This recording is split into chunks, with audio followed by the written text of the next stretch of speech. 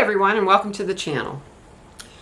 Today I'm going to be doing a video that talks about whether or not you've lost interest in luxury. Are you bored?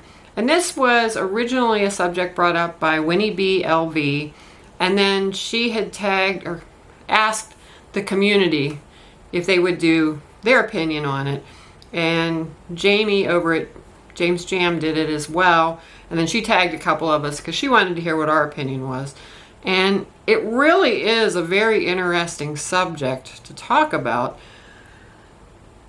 There's been this whole issue with luxury and even contemporary brands as well, as far as sales and some of the things that are going on within the community. And I'm just going to touch on a couple of these subjects. For one thing, I'm going to tell you right up front, I'm very much a numbers gal. I've worked in various areas of finance and accounting, and so I love running figures. And I've run some numbers that I'm going to share with you that kind of support my feelings as to why I'm not real pleased with luxury, and I'm kind of tired of the whole thing. So we'll start off back in 1987. I bought my very first luxury bag. It was a Gucci. It was a camera bag style. It was very small. I've since sold it. I paid a whopping $200 for that bag. Now just stop and think about that. You go in and look at or anything in Gucci's website. There's nothing on there you're going to get for $200. Nor are you going to get it for $590, unless you're buying like an SLG or something. I don't think there's a bag on their website you can get for that. And that's what the inflationary index would take that $200 and turn it into from 1987 to 2026. It would be $590 in today's dollars. Now, that's not horrible as far as like what they're charging. Some of their stuff is a little bit ridiculous. But then you shift to Louis Vuitton, and anything that's under the LVMH umbrella is just insane.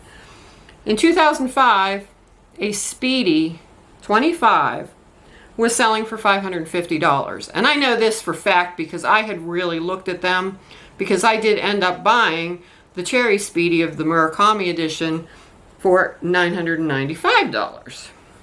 So if you took the $550 amount and ran it through an inflation calendar or calculator, that would be $944 in today's money.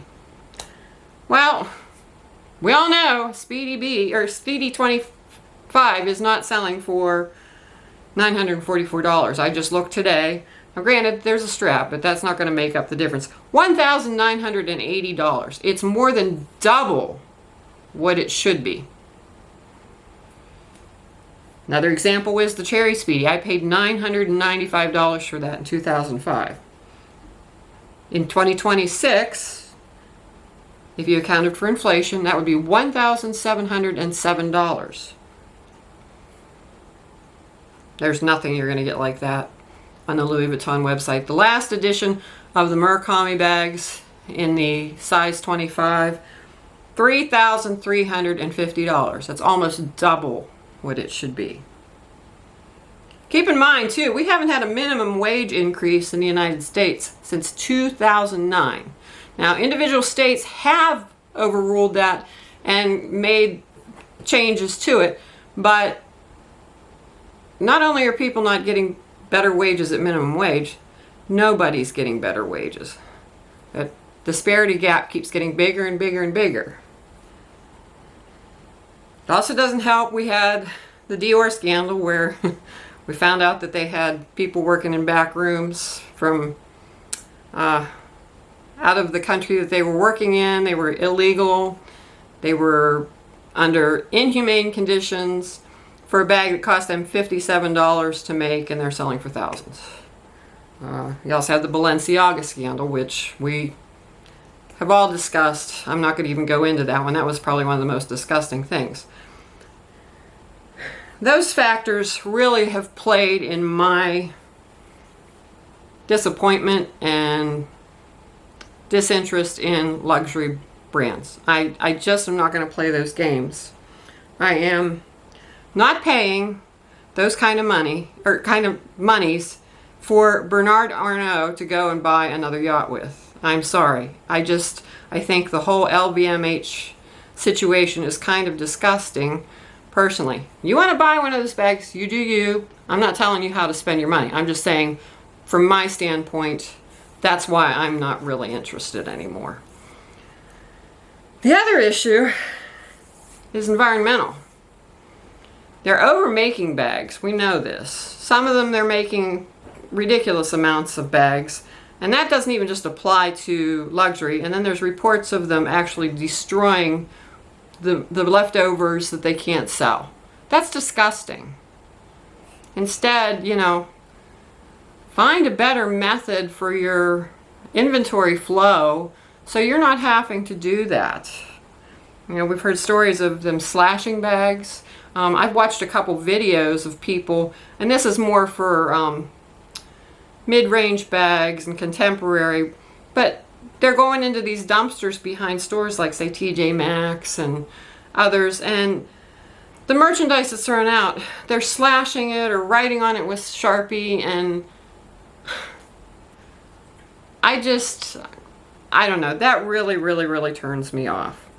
In addition, there's a huge lack of quality. A lot of people have reported seeing Chanel flaps with crooked pockets and things that don't line up. I mean, if you're spending $10,000 on a bag, that thing had better be perfect. I don't care. You know, that's $10,000. That's a hell of a down payment on a car. You know, $10,000 for some people doesn't sound like a lot, but that could be life-changing for some people. So if you're going to spend that kind of money on something, you damn well better be getting your value out of it. The other reason I'm not spending money on these bags is, first off, they're too damned expensive. And I'd rather be putting my money into a high-yield savings account or a decent yield CD. I'm not putting a lot of money in the stock market right now or anything, because I think we're going to get ready for a crash, but that's another whole thing. I'm not a professional in that area. I just know from my own experience. So get into the mid-range bags or the contemporary brands like Coach, Dooney & Burke, Michael Kors, and that. The pricing has gone up. It's not as bad, but something I'm noticing on certain little things, they're cheaping out on some of the thick or handwork, I guess is what you'd call it. If you compare some of the original Cassie 19s, this is a good example, to the newer Cassie 19s, there's a huge difference in that flap and how it's constructed. And I don't think it's for the better. I think it was just a matter of saving time, which saves money, saves a little bit in materials. I've also been buying a lot of vintage bags, and I really see how much better the quality is. I bought bags that were from, I think the oldest one I bought is 2000 and up to 2012. And even some of these are outlet bags, and they're still a whole lot better than what we're seeing coming off the production lines now. Again, price increases haven't been horrible at Coach. I mean, I think some people are kind of like, you know, I wanted to pay $159 for that bag and now it's $200 or whatever. Some of that can be attributed to tariffs. I do understand that that's going to be a problem since most of their merchandise is made outside of the United States. The part that gets me with them right now is all the hype when they come out with these new releases. And they're guilty of it. They're as guilty of it as any of the content creators out there. They could control this situation a whole heck of a lot better. And it has really turned me off. I just have very little interest in buying any Coach bags because I don't want to look on the internet and say, oh, I'd really like to have that bag. I can drive to my Coach store and get it or go online, only to not have to get it at all. Because it's not available. It's crazy. I'm just not a hype person. So that has really slowed me down in my buying of brand new Coach bags. they also tend to discontinue stuff way too fast, in my opinion. I can remember we've had a Coach retail store within an hour of our house. It's been the same store all this time at the Ross Park Mall. And back in the good old days, as we'll call them, you could go in and see the same bag in that store now, 6 months from now, a year from now, save up your money if you really wanted to buy it. Now you can't do that. Stuff flies out so doggone fast because they're just, I'm sorry, Coach is making fast fashion. If you really want to get down to it, that's what it is. And that turns me off. Dooney and Burke, on the other hand, as far as the inflationary pricing, they have really stayed the course. That's probably one of the more impressive things about Dooney and Burke. I can remember a friend of mine getting bags from them, and they were like in the $200 to $300 range, and that was back in the 1980s. I remember her wanting money from her in-laws for Christmas so she could buy this particular Dooney bag, and her father-in-law was kind of like, "You want $200 to buy a bag?" He couldn't like get it. But if you back to the statistics as far as the inflationary index, their pricing now is right on track for inflation. The only issues that I see with Dooney, once in a while there's a quality issue. It doesn't seem to be quite as bad, but the customer service sucks. That's all I'm going to say. I know so many people who have had issues. They've had to return a bag, and one of the common complaints, and I think this is crazy, you see in the reviews is people will order a bag and end up getting the bag, and it's not the color they ordered, not even close, and yet Dooney wants to charge them a $10 restocking fee. How is that the customer's fault? So Dooney and Burke can do a lot to improve their customer service. My recent experience with them with the box that was open kind of left a sour taste in my mouth. So, maybe this is good. I'm going to save a lot of money. So, between that quality across the board is crazy. I've seen many videos with people who have had issues with just about every brand. I think the most insulting one was Jacob of Super Jacob. He was buying, it was either Speedy 30 or 35, and the poor guy ended up having to buy, before it was over, 3 bags. He'd buy one, find it was wrong, send it back, get another one, it was wrong. 3 bags later, he finally got one that didn't have this issue. It was something to do with how the chaps were attached, and it twisted, and it just looked weird. And even then, he got crap from customer service over it because they tried to tell him he had exceeded his allotted amount of bags. Never mind the fact that he had been returning bags all along. So customer service across the brands really needs an improvement. Well, customer service in general just needs an improvement. So my solution for myself in all of this is I'm not really bored with luxury or bored with handbags.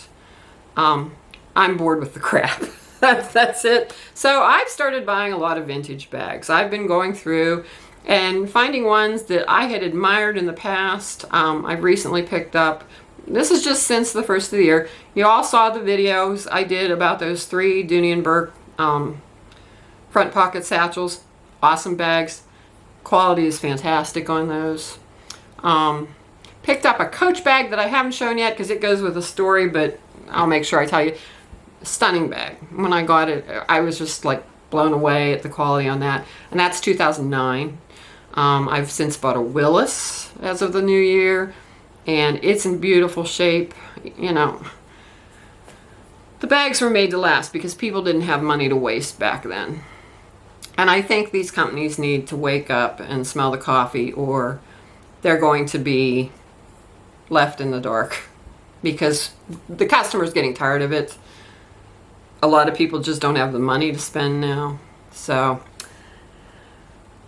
I think vintage too has many advantages as far as an ecological standpoint because you're not adding anything new. It's already out in the cycle. Carry it, use it for a while, resell it, someone else can get it. Cycle continues instead of going and buying a new bag and they continue to overproduce to try and meet demand. it's just a vicious cycle that we've all gotten into, and we just need to like step back and say, wait a second, it's a bag. We need to stop getting carried away and stop falling for their hype and stop paying for Bernard Arnault's next yacht. So that's my opinion. I'm going to tag Chris over at Mad Hatter Bags and have him do an opinion on it. If you watch this video and you have strong feelings about this subject, please feel free to make a video of your own, and I would love if you would tag me. If you do, also tag Winnie, BLV. I'll put all their information, everybody that I've mentioned, down in the comments section or the description section, and look forward to hearing what everybody else thinks. Thanks for watching. Have a wonderful day.